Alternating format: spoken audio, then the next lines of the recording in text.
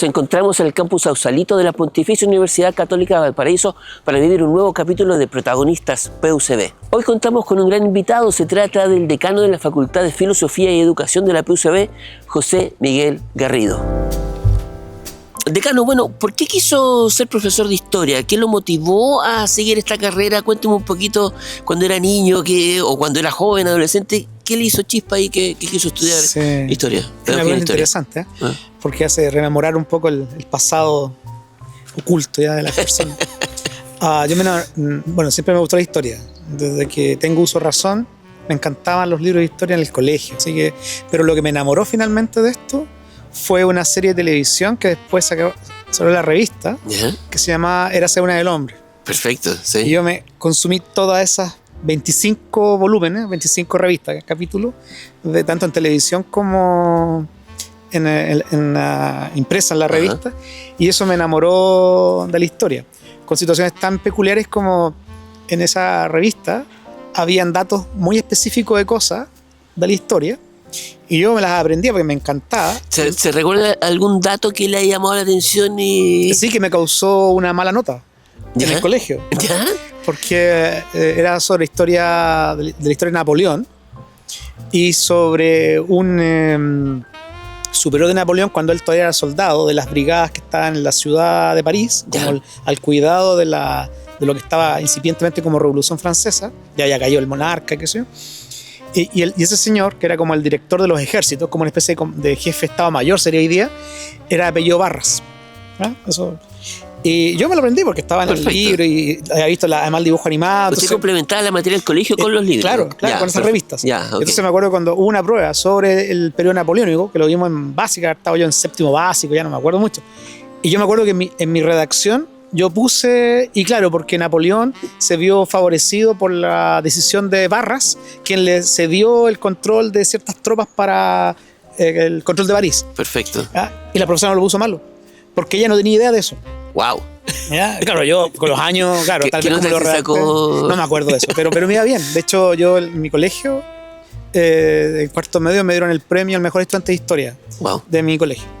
Del cuarto medio, de mi promoción en realidad. Del colegio, de mi promoción. Así que, bueno, eso fue lo que me enganchó a la historia. Ahí nace el camino en el fondo. Claro, y entonces entré a estudiar historia motivado por la disciplina. Y dentro de historia fui acercándome a la temática educativa, formativa. Y eso me fue seduciendo en la temática. Y luego, las circunstancias de la vida, digamos, en términos de opciones, oportunidades, me hicieron decantarme más hacia el ámbito educativo. Perfecto. O sea, hay un recorrido que nace desde pequeño, gatillado por estos programas de televisión. Es como todo un recorrido que lo hizo irse enamorando un poco de este ámbito de la historia. En mi casa, yo soy de origen humilde, mi familia.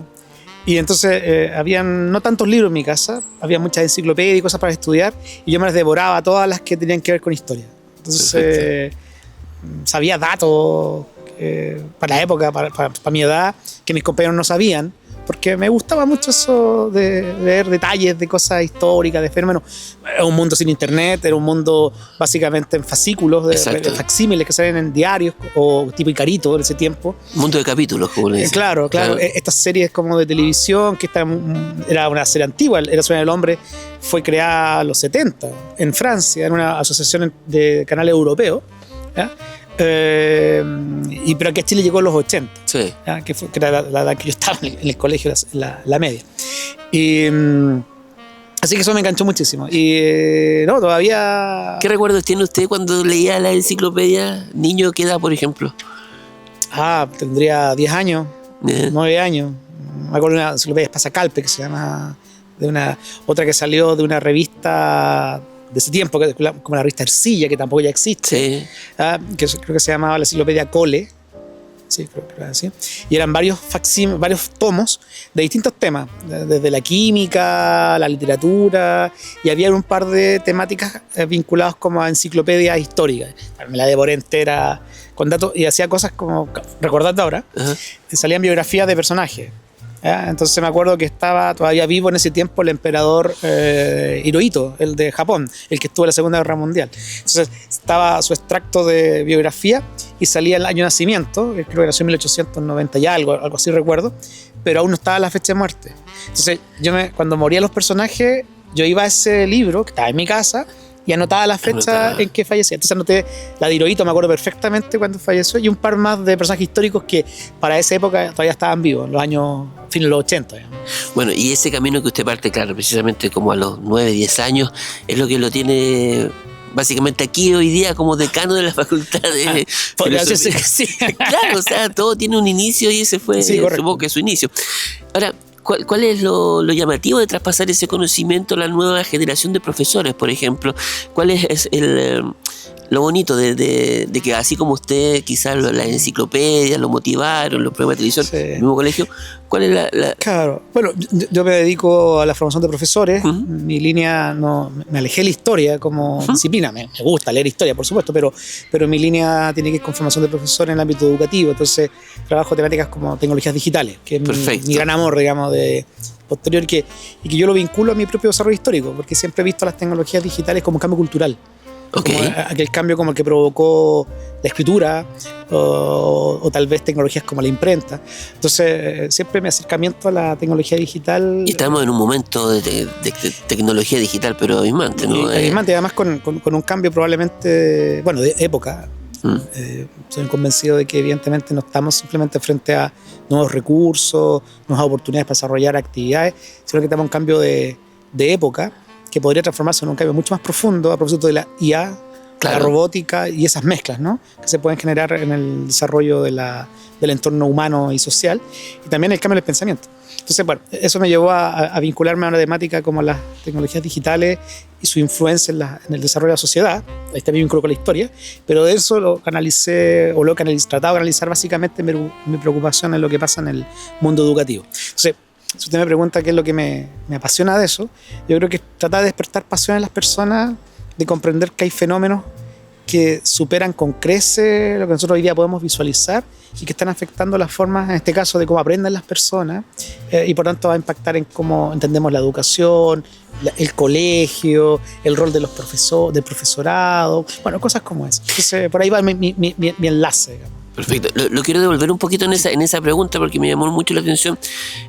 Las tecnologías digitales hoy en día están a la altura de lo que fue, por ejemplo, la escritura, de lo que fue, por ejemplo, un gran descubrimiento, no sé, la rueda, por ejemplo, o la electricidad. ¿Está a ese nivel? ¿Estamos viviendo ese nivel de apertura como seres humanos?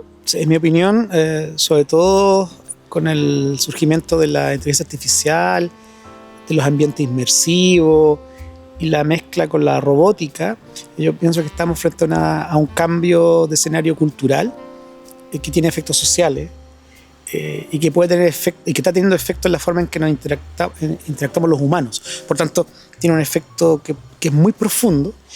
Yo creo que todavía es difícil de visualizar hasta dónde puede llegar ese cambio. Hay algunos algunos futurólogos, por ejemplo, como digo yo, que llegan a hablar de cambio incluso sobre la fisonomía de la especie, ¿no?, que podrían llegarse a producir por la intervención genética, con robótica y con elementos que pueden afectar incluso las formas de fisonomías humanas. Hay algo de eso en las experimentaciones. Pero yo diría que a nivel social, sí, yo creo que estamos en un cambio donde esta tecnología en particular está transformando y está pasando de ser una criatura humana, creación humana, a una criatura humana. Es decir, nos está reconfigurando, ¿ya? En el estudio de las tecnologías, a lo largo de la historia de la humanidad, hay tecnologías que son simplemente instrumentos, que no tienen mayor impacto de regreso hacia su creador.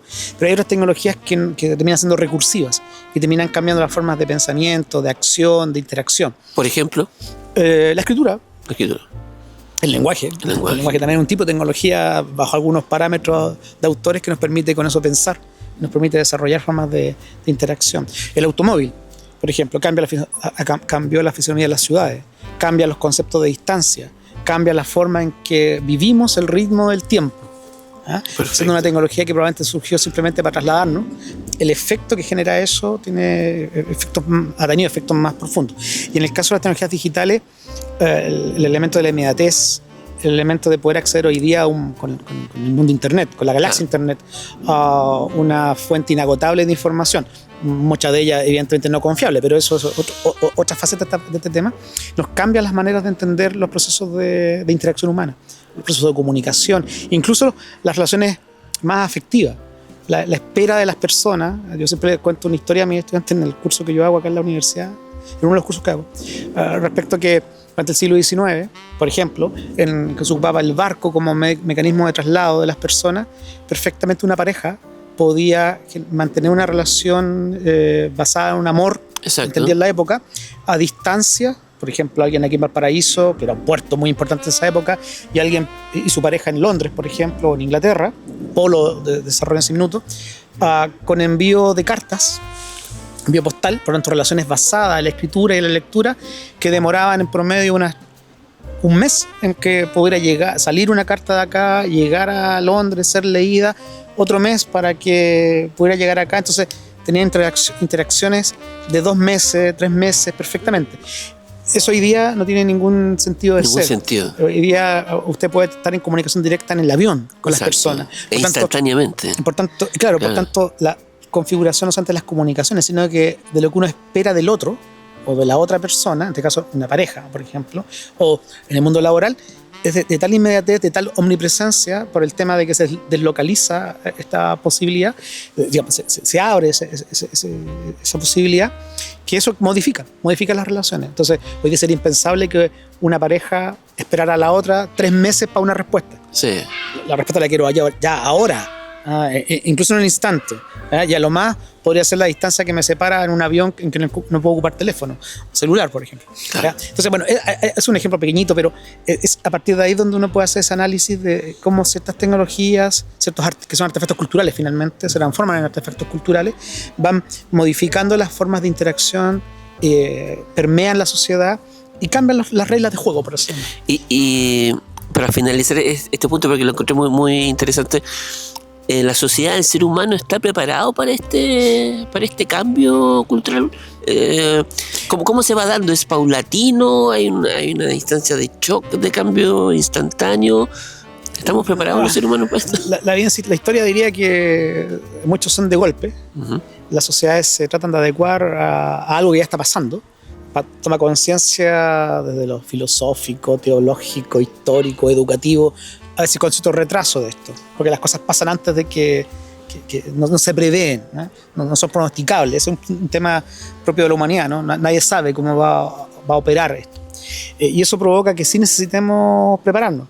Yo diría que el gran desafío hoy día, y por eso vinculo este tema a mi rol en la educación, ¿no? Y en la universidad, sin duda hoy día estamos frente a un déficit enorme de lo que uno diría una alfabetización digital crítica, capaz de poder tomar conciencia reflexiva de los impactos que tienen estos cambios, no solamente en la producción de cosas, como con la IA, por ejemplo, que hoy día está en boga, sí, que es un elemento donde tenemos más dudas y preguntas que soluciones y respuestas.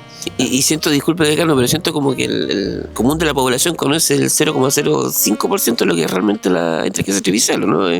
Conocemos solamente la punta del iceberg. Claro, y de los efectos que está generando en los cambios de acción. No sé, ¿cuánto implica un cambio de que alguien pueda, en 2 minutos, a través de un prompt, bien o más o menos bien hecho, mal hecho, lo mismo, va a tener un producto que le resuelve, con el cual puede justificar un algo que en otras condiciones sin IA implicaría al menos un tiempo mayor de elaboración. Entonces, estamos hoy día frente a un desafío gigantesco de alfabetización digital para enfrentar estos escenarios, y también de lo que implica también tener el cuidado en mi opinión, probablemente el mayor riesgo que hay hoy día con el tema de la IA, que es la influencia de los algoritmos en la configuración de los por se llama las rutas de navegación de la gente. Y entonces termina provocándose o se está corriendo el riesgo de producirse, o se está produciendo de hecho ya, ciertos nichos donde la gente se mueve, ciertos espacios cerrados promovidos por los algoritmos, ¿ya? Todo el mundo internet, la IA, entre otras cosas, que hace que las personas no más que abrirse y aprovechar la oportunidad del mundo de Internet, que tiene la gran ventaja de que democratiza y ofrece un universo de información de todas las cosas que uno pudiera imaginar, terminan siendo cerrados y enclaustrados en una recursividad en base a un punto inicial de navegación. Entonces, voy a ponerlo así en un ejemplo concreto, ¿no? Estamos corriendo el riesgo, o se está pasando, de que muchas personas que, por ejemplo, se ven tentadas a navegar en información como los terraplanistas, por ejemplo. Claro. Que tiene cero validez científica. Exacto.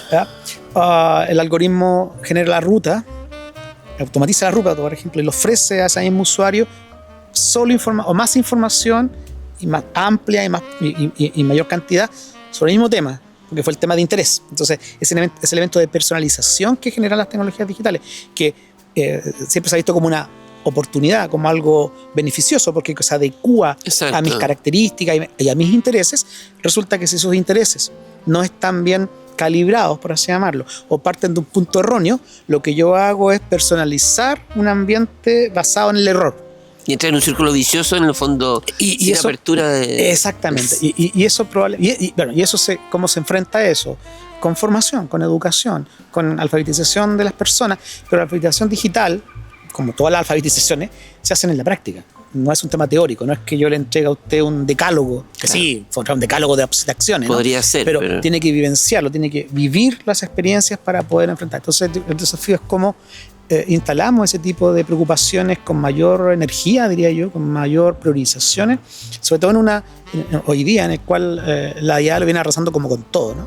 Sí. Y como eso va más rápido, porque pasa fuera del espacio formativo, pasa aunque no lo queramos, ese es el gran punto, nos desafía a tratar de encontrar soluciones para eso. La ONU, la Organización de las Naciones Unidas, hace un tiempo hizo un informe que suena bastante como aismante, terrorífico, por decirlo lo menos, en torno al déficit de profesores a nivel mundial.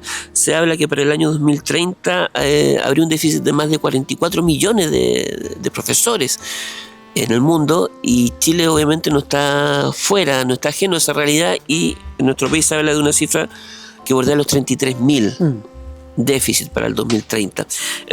¿Cuál cree usted que son las causas? Porque actualmente la juventud, hoy en día los jóvenes están un poco reticentes a estudiar algún tipo de pedagogía en nuestro país específicamente. Sí, es un tema complejo de imaginar una única interpretación de esto.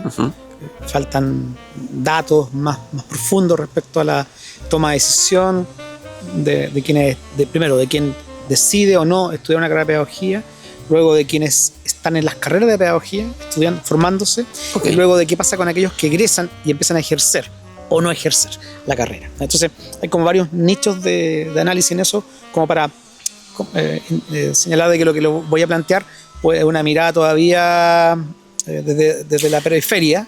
Perfecto. Probablemente donde falta todavía más profundidad, ¿no? A ver, yo diría que hay un primer elemento que yo observo como clave hoy día para entender el caso chileno. Probablemente se repita a nivel internacional, pero me voy a quedar en el caso chileno porque además eso depende de no es homogéneo claro. déficit. El déficit no es homogéneo. Es un primer punto. Los déficits proyectados en el caso chileno difieren depende de la región. Hay regiones mucho más afectadas en el país sobre este déficit que ya están viviendo. Zonas rurales, por ejemplo. O zonas, por ejemplo, más extremas del país. Claro. Por ejemplo, Antofagasta hoy día tiene un déficit muy alto de profesores. La región de Atacama tiene un déficit muy alto de profesores respecto a otras regiones. Pero luego eso se cruza matricialmente con áreas de conocimiento. No es un déficit homogéneo. Entonces, hay regiones donde faltan más profesores de matemática, por ejemplo. En otros faltan más profesores vinculados a educación especial o diferencial. En otros faltan profesores de historia. Pero en otras regiones pueden sobrar, ¿me entiendes? O hay un superávit de eso. Perfecto. Entonces, el análisis es un poco más complejo porque hay elementos de su territorialidad y su segmentación por área o disciplina. Es un primer elemento. Por tanto, el déficit existe, eso es cierto.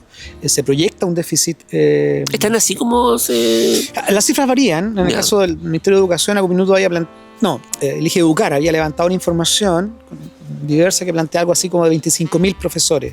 El informe que usted señala claro, plantea un número mayor, claro, tienen con las metodologías de estudio. Claro. Hay otra variable, hay otro dato que maneja el Ministerio de Educación a nivel CPIP, por ejemplo, en reuniones en las cuales me ha tocado participar, donde señalan que en realidad el déficit habría que mirar ese número con otra perspectiva, porque resulta que el déficit se define por profesores en ejercicio, en el aula, respecto a profesores en el sistema, que es distinto. Por ejemplo, muchos profesores que están haciendo labores en los colegios que no son no están en el aula directamente, y por tanto algunos del ministerio han planteado, no es que falten profesores, están como mal distribuidos. Ya. Pero todo eso es una discusión, como le digo, no del todo resuelta. Lo que yo diría es sí, que los datos más confiables es que sí hay déficit de profesores en algunas áreas, pero eso son en algunas áreas y distribuidos de forma irregular o no equivalente por regiones del país. Ahora, como razón principal, pienso yo, está asociado a las condiciones laborales de la profesión, ¿no? Y cuando hablo de condiciones laborales no hablo del dinero, porque eso que fue un gran desafío de la profesión de profesores en la década de los 90 y la primera década del siglo XXI. Yo pienso que hoy día las condiciones económicas del profesorado, a través de la Ley de Desarrollo de Políticas Públicas, como la Ley de Carrera Docente, lo hacen ser una carrera relativamente competitiva con otras carreras de ciertos segmentos, por ejemplo, enfermería o trabajo social, con resultados de desempeño de profesionales universitarios con buen desempeño, periodismo incluso. A veces hay algunos estudios de ingresos que muestran que el profesorado tiene un ingreso relativamente adecuado, similares dentro de los rangos esperados para cierto tipo de carreras. Hay algunas carreras que se escapan muy en lo alto y otras que están muy en el suelo. Pero no, pedagogía que estaba muy en la base de esto ya no parecerá estar ahí, salvo educación parvularia, que todavía tiene ahí un déficit por su forma en que se calcula la asignación de este tipo de presupuesto. Pero en general hay una buena... económicamente pareciera no ser el problema hoy día. El problema son las condiciones en las que se ejerce la profesión docente. Porque una de ellas, los riesgos o dificultades el trato con las personas, por ejemplo, el aumento de la violencia. Sí. La violencia dentro de la sala de clases, pero también fuera de la sala de clases. Por ejemplo, hoy día hay establecimientos donde a veces hay papás o mamás que encaran al profesorado. Los encaran directamente y algunos de manera no muy física también, adecuada, ya sea oralmente o peor, con algún tipo de violencia, de emplazamiento, físico. Y eso evidentemente, no digo que eso pase en todos lados y a cada rato, pero eso se amplifica cuando en los casos que han sucedido, que son evidentemente impresentables, inaceptables, pero cuando pasan eso además amplifican mucho en términos del impacto social, comunicacional que tiene eso. Exacto. Y eso probablemente, como sentido común, ¿no? Cuando las familias, junto al estudiante que quiere estudiar algo, mira eso, se mira a sí mismo, eso es un elemento que puede ser disuasivo. Entonces, un elemento que para enfrentar el déficit de profesores, por un lado, es mejorar ciertas condiciones de la profesión, del desempeño. Insisto, no necesariamente asociado al dinero, que sí, ojalá siga aumentando, por supuesto, pero tiene que ver con esas condiciones. Entonces, está ese tema de violencia, está ese tema Y ahí, disculpe, Carlos, ¿qué actores deberían intervenir en esa solución? Son miradas, primero política pública. Eso es política pública porque implica reformas legales, implica levantar estrategias de modificación de cómo se desempeña el docente en el sistema escolar. Por ejemplo, la rigidez del sistema. El sistema es extremadamente rígido. El sistema escolar, un profesor poder tener un margen de tiempo para ir incluso al médico o a una situación emergente. Es muy difícil abandonar un colegio en el horario de clase, a diferencia de otras profesiones donde... más flexibilidad. No es que la gente llegue y salga, pero frente a una situación emergente incluso, la salida inmediata, hacer un trámite, voy y vuelvo, voy a ponerlo así, hay más factibilidad de hacerlo. La configuración del sistema escolar, tener a los estudiantes escolares menores de edad, en salas, de las 8 de la mañana a las 4 de la tarde, hace que sea muy, muy rígido el sistema, lo cual disuade a mucha gente, especialmente a las nuevas generaciones, que tienden a ser, eso es otro elemento, ¿no? Exacto. Como la identidad, por así llamar, las nuevas generaciones, implica grupos etarios, grupos de mirada de mundo, donde no tan dispuestos o dispuestas a comprometerse en fenómenos de tan rígido y tan largo plazo. Entonces, muchos jóvenes toman decisiones en su vida, pero no lo ven como proyectos de vida a largo plazo. Claro. Por la propia lógica de incertidumbre de la sociedad, ¿no? Bauman habla muy bien de ese tema como este elemento de incertidumbre de la sociedad líquida que llaman, pero lo que está detrás de la incertidumbre como un elemento que impide visualizar a la persona misma, visualizarse a sí misma a un nivel de tan largo plazo, hace que las personas construyan sus decisiones en plazos más cortos, voy a llamarlo así, y más dinámicos. Entonces, alguien que estudia pedagogía, bueno, no solo pedagogía, cualquier otra carrera, no necesariamente se ve siendo abogado todo el resto de sus días, exacto, ni médico todo el resto de sus días, ni profesor todo el resto de sus días. O sea, se mezcla una rigidez del sistema, cómo está organizado, estas señales de un ambiente poco agradable, con niveles de violencia especialmente dentro del aula, con estudiantes que no parecieran tomar en cuenta al profesor muchas veces. Que eso también, disculpe decano, eso también habla de la evolución o la mala evolución de la sociedad. Yo recuerdo que cuando uno iba al colegio, el profesor era la máxima autoridad, que claro, estaba en la casa y después venía el profesor. O sea, hoy en día, ¿por qué cree usted que pasa eso de la pérdida del respeto por el profesor dentro de la sala de clase? Yo diría que, bueno, también un gran temazo, sí, es difícil de resolver en tan pocos minutos, pero yo diría que, claro, hay una pérdida de autoridad que ha ido creciendo en el transcurso del tiempo de la profesión docente. Por un lado, tenemos una sociedad que con mayor masividad se educa. Por tanto, claro, especialmente en educación secundaria y universitaria. Claro. Hace 40 años atrás, por así llamarlo, una parte de la sociedad solo llegaba hasta octavo básico. Exacto. Como marco legal obligatorio, y el resto se dispersaba en el mundo laboral y en otros tipos de cosas, y aquellos que, ya sea que cuyos familias impulsaron un poco esto, lograban salir más a seguir la educación. Había menos presencia de personas diversas en este tema. Dos, probablemente hoy día un fenómeno que afecta esa pérdida de autoridad es que tiene que ver también con la discusión que hay hoy día sobre el sentido de la pedagogía y el sentido de ser profesor o profesora. Es ¿cuál es el aporte que hace un profesor o profesora en la formación de las personas? Hasta hace unos 50, 40 años atrás eran los contenidos de un tema. El profesor de historia enseñaba historia, claro, de matemática, porque no había otra forma de poder saber esos temas, que requería especializaciones. Exacto.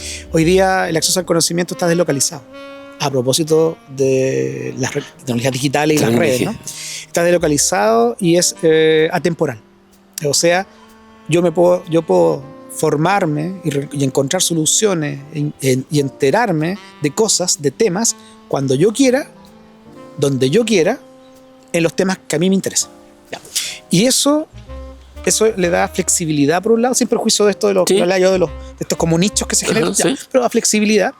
Y entonces el tema es cuál es el valor agregado que está teniendo hoy día entonces el sistema escolar y el concepto de escuela que tenemos hoy día, escuela con mayúscula, cualquier nivel escolar. Escuela el sentido de una escuela, y el sentido de tener a 40 o 30 y tantos estudiantes sentados en una estructura extremadamente anquilosada y rígida hacia una persona que está hablando, tratando de mediar algo, ¿no? Esa mezcla entre, si estoy fuera del colegio, yo puedo revisar esto y aprenderlo a mi gusto. Veo un video de YouTube y encuentro la solución del tema. Entonces, ¿cuál es ese rol que cumple ese profesor? Voy a hablarlo así, ¿es repetir lo que está en el video de YouTube? ¿Es mostrar el video de YouTube y complementarlo? ¿O es, sabiendo que el video de YouTube le entrega a los estudiantes determinado tipo de información, que ya está ahí, si un buen video, por ejemplo, cuál es ese plusvalor que entonces él desarrolla? Habilidades, elementos de mayor profundidad, transformar esa información superficial que puede ser un video, por bien hecho que esté, y extraer y hacer que los estudiantes, por ejemplo, razonen, analicen, discutan ese tipo de cosas y no se queden solamente con el contenido. Entonces hay un debate ahí entre pedagógico, disciplinario, respecto a cuál sería ese foco. Y eso también probablemente hace que muchos estudiantes van al sistema escolar o obligados, por un lado, se sienten obligados los escolares, o van a una sala de clase y no le encuentran el sentido. Es un tema de forma, quizá, de cómo presentar el sistema escolar, o sea, cómo presentar la clase. Yo diría que es de fondo, en la medida en que implica repensar el sistema educativo global. Por ejemplo, en mi opinión, uno de los grandes problemas de nuestro currículum escolar y del sistema educacional es el asignaturalismo, es la existencia de asignaturas cerradas. Porque esa idea de solo escuchar al profe de historia, el horario de historia, o al de lenguaje, o al de matemáticas, creo que eso se aleja primero de cómo las personas resuelven los problemas reales. Yo no, cuando con usted o yo enfrentamos un problema real, no digo, mi pensamiento histórico me dice esto, matemático, usted toma estos elementos, ¿ya? Hace una especie de simbiosis, análisis, lo reflexiona, lo resignifica y logra encontrar alguna solución, porque los problemas son complejos, y cuando son problemas complejos requiere también soluciones complejas. Entonces, desde ese punto de vista, pienso que el tema del asignaturalismo atenta contra una sociedad que es altamente interdisciplinaria. Son problemas mucho más complejos hoy día. El problema del ecológico. Claro. El problema de la sequía, por poner un ejemplo que nos afecta a la región. Eso no se soluciona por las clases de biología. Eso implica una mirada mucho más holística, como diría uno, donde entran varios saberes a aportar ideas o a aportar posibles pasos a seguir que podrían permitir al ciudadano, a una persona, a tomar opinión y ojalá tomar una acción frente a ciertas situaciones. Bueno, eso yo creo que nuestro sistema escolar no es capaz de hacerlo todavía. ¿Ya? En parte está este tema del asignaturalismo, en parte está también esta problemática de cuál es el rol que tiene el docente frente a este universo que está por fuera de estos ecosistemas que configuran el rol donde vive el estudiante. El estudiante no interactúa solamente con el profesor o profesora, no interactúa solamente con el colegio para aprender. Los estudiantes interactúan en ecosistemas que se autoconstruyen, donde están personas corpóreas, como el profesor, profesora, el papá, la mamá o adultos responsables, pero también un conjunto de ambientes digitales, algunos de buena calidad o confiables y otros que no lo son. Redes, las redes sociales, YouTube, páginas específicas, los intereses de la persona, y todo eso, si usted lo piensa, y luchar contra el algoritmo, como decía usted. Y debajo de eso, o dentro de eso, o interaccionando con esto, además ciertas decisiones que parecieran que no son las mías, a conciencia, sino que vienen, son las mías en tanto yo di el punto inicial para que se hiciera la ruta, ¿no? Pero luego quedo atrapado en la misma. Entonces, en esa complejidad, tenemos esta situación de interés por estudiar pedagogía, por un lado, donde yo creo que hay áreas donde sigue siendo todavía buena llegada de estudiantes, especialmente en algunas zonas, porque también, nuevamente aquí el tema regional, perdón que haga el cambio, pero como para abordar la pregunta suya, ¿no? También el interés de estudiar pedagogía, o la ausencia de interés por pedagogía, también se distribuye a nivel nacional de forma distinta. En zonas como Santiago, todavía en nuestra región, también Concepción, no tenemos las mismas problemáticas de déficit de estudiantes que tienen en regiones como Tarapacá, o Antofagasta, o Coyhaique, o Aysén, o Magallanes. Y disculpe, decano, pero en el ámbito de las pedagogías, ¿qué herramientas, qué hace su facultad para atraer a esos jóvenes para formar futuros profesores? Bueno, nuestra facultad, como parte de la universidad, se asocia fundamentalmente con lo que hace la institución a través de todas las políticas de los días abiertos, por ejemplo, de poder traer a los estudiantes acá, que se tenga algún nivel de inversión mínima de lo que nosotros realizamos como tal. Hay harto interés, hay harto esfuerzo por tratar de mostrar los elementos de innovación que nosotros hacemos, mostrar nuestros vínculos con los centros de práctica con los cuales nosotros desarrollamos, donde nuestros estudiantes se envuelven en sus prácticas progresivas, donde tratamos de mostrar un poco ese esfuerzo. También vincularnos a los centros escolares, a través de las investigaciones que hacemos, acciones de vinculación con el medio. Son las labores que, digamos, como de poder enganchar, motivar, detectar vocación temprana, que se llama. Yo creo que un elemento que nos ha ayudado mucho, que ha sido muy, muy potente, política institucional, ha sido el tema de los propedéuticos, particularmente el propedéutico vinculado a educación. Creo que ha sido lejos uno de los mejores vehículos para poder facilitar esto, ¿ya? Pero esto, digamos, sin perjuicio de esto, y sin perjuicio de lo que hace nuestra institución y otras instituciones, también hay elementos también en el sistema que hoy día nos afectan. Por ejemplo, recientemente se rechazó en la Comisión de Educación de la Cámara de Diputados aprobar la idea de cambio de ley que establece un aumento del puntaje de ingreso como base para el ingreso a las pedagogías. ¿ya? Siendo probablemente la única área de conocimiento a nivel nacional donde es el Estado el que establece cuál es el puntaje mínimo de ingreso. ¿Ya?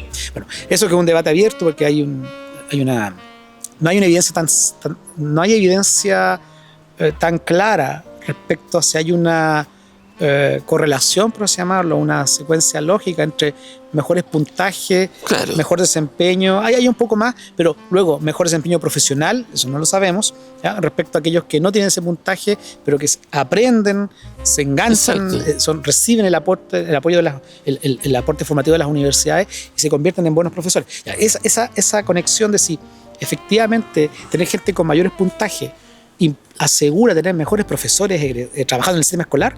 Esa discusión está abierta, no hay una certeza en eso y por tanto este tipo de medidas afectan a las universidades porque va a afectar a todo el sistema.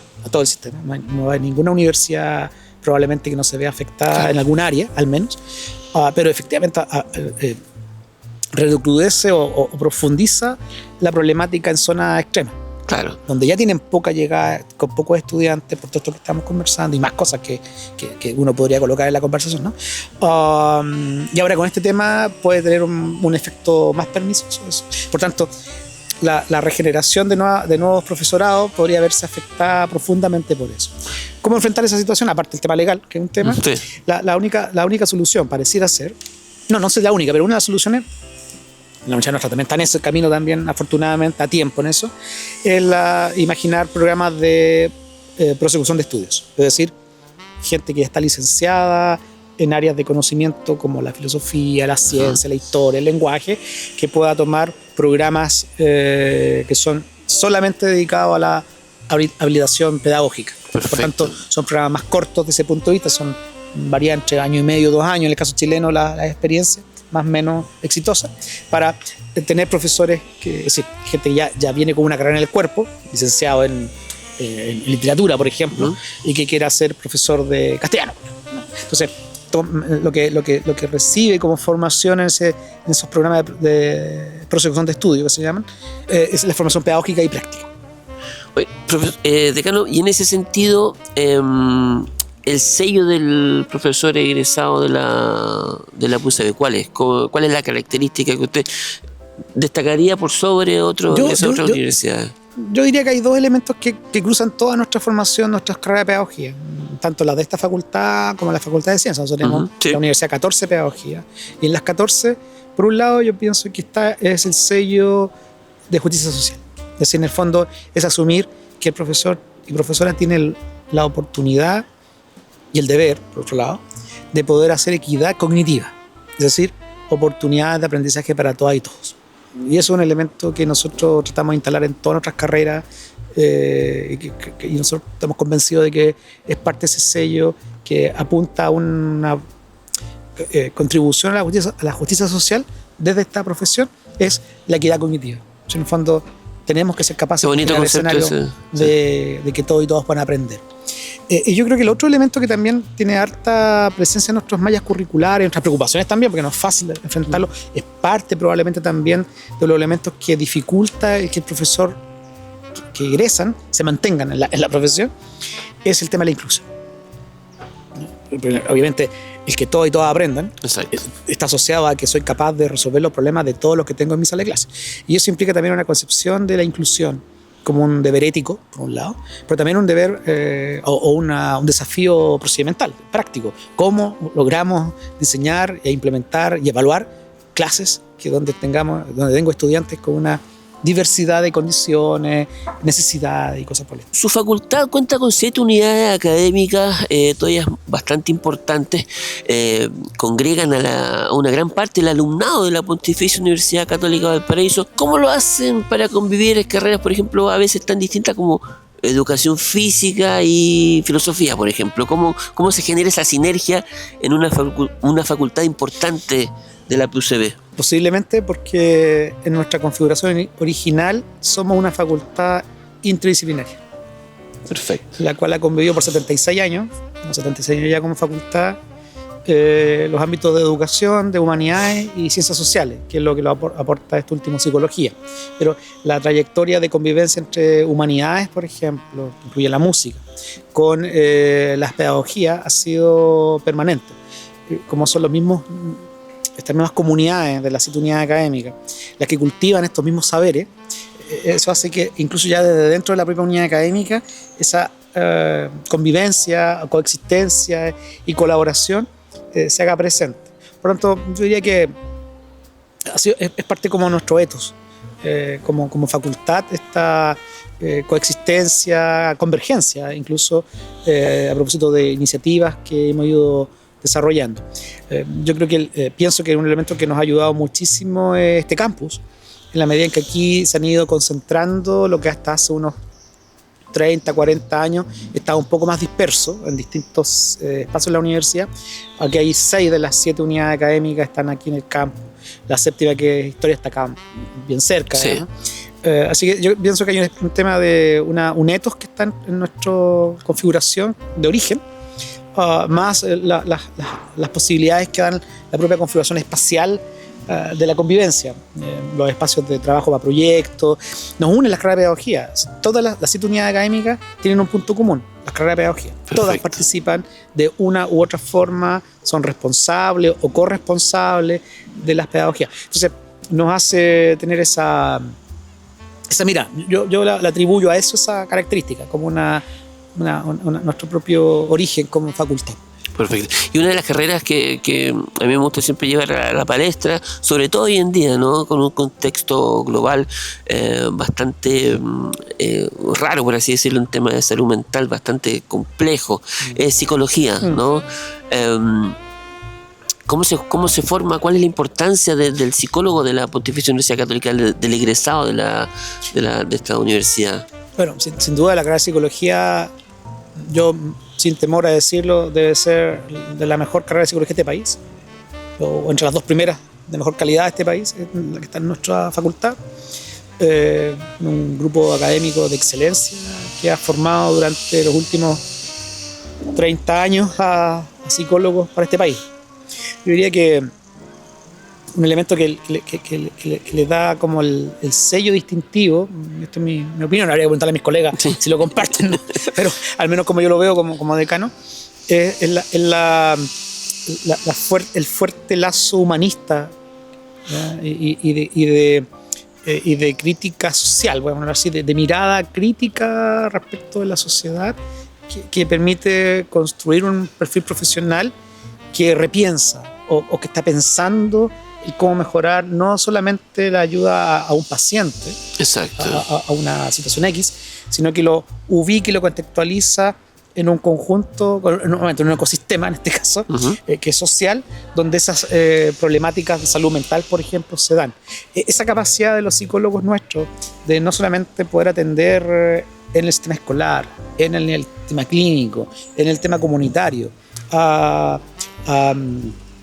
pacientes, voy a ponerlo así, o a grupos pequeños, sino que situarlo en el entorno más global, más sociocultural. Yo pienso que es un sello que le da una relevancia importante a nuestra carrera, que por lo demás es creo que la segunda carrera con mayor matrícula, demanda, digamos, dentro de la universidad, y eso ya ha sucedido en los últimos 4 años al menos, y puede que me quede corto en ese tiempo. Y todo va relacionado. Conversábamos hace un rato sobre, por ejemplo, el desarrollo, el desempeño de los docentes dentro de las salas de clase, la violencia, bullying. Entonces ahí también, a nivel nacional, entra la psicología, la relevancia de formar buenos psicólogos, ¿no? Y no solamente eso, eso lo hacemos, creo que sin ninguna duda lo hacemos, pero yo a eso agregaría algo más que la Escuela de Psicología aporta, en este caso en un trabajo interdisciplinario con la Escuela de Pedagogía, que es el Centro de Educación Inclusiva, que es probablemente uno de los centros de mayor relevancia a nivel nacional, que investiga, asesora, construye política o intenta aportar la cuestión de políticas para enfrentar estas dificultades que se están produciendo en el sistema educacional con el tema de la salud mental o de la violencia. Entonces, yo creo que la Escuela de Psicología en eso ha cumplido un rol muy preponderante, no solamente formando a nuevas camadas, por decirlo, de psicólogos e investigadores a través de sus doctorados, de su doctorado. El doctorado mejor acreditado de este país en psicología. Hay otro equivalente en Santiago, somos los únicos, hay 2 doctorados mejor acreditados, uno de ellos está aquí en nuestra universidad de psicología, en ese doctorado, sino que también aportando a la formación de especialistas o a formación continua, asesorando al mundo público, y eso también hay un aporte gigante de la Escuela de Psicología en estos campos, y justamente en estos 2 temas, convivencia y salud mental. Entonces yo creo que ahí hay un espacio muy, muy importante que desarrolla este equipo. Para ir finalizando ya, ¿cómo visualiza su facultad camino al centenario de la Pontificia Universidad Católica? ¿Cuál es la importancia? ¿Dónde está ubicada su facultad dentro de este largo camino? Con mucho optimismo. Perfecto. Primero, con mucho optimismo. Somos la segunda facultad más grande de esta universidad.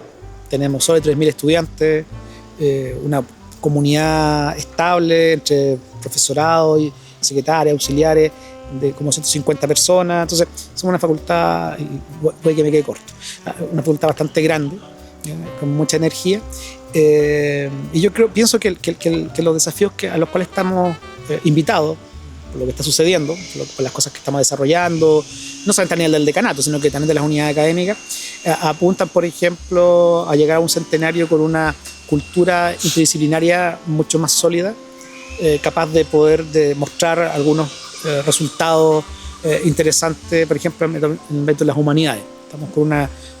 Hemos postulado un proyecto que estamos esperando su resultado, que es la segunda parte del mejoramiento de lo que es el desarrollo de las humanidades y las artes. Tenemos también el desafío de seguir mejorando las pedagogías, a propósito de lo que conversamos anteriormente, cómo innovamos en eso. Por tanto, hay otro elemento que es llegar al centenario con una facultad donde el concepto de innovación, dotado de cierto humanismo, esté presente y no sea algo lejano a nosotros. Hace 15 años atrás la innovación es algo muy lejana a esta facultad, incluso su concepto a veces resulta un poco genera inquietud, ¿no? Porque se ve como muy vinculado a otras áreas de saber y a otras miradas incluso hasta ideológicas, ¿no? De cómo entender la realidad humana. Yo creo que nuestra facultad ha ido dotando al concepto de innovación de cierta cariz propio, es una construcción todavía en proceso y pienso que vamos a llegar a ese nivel.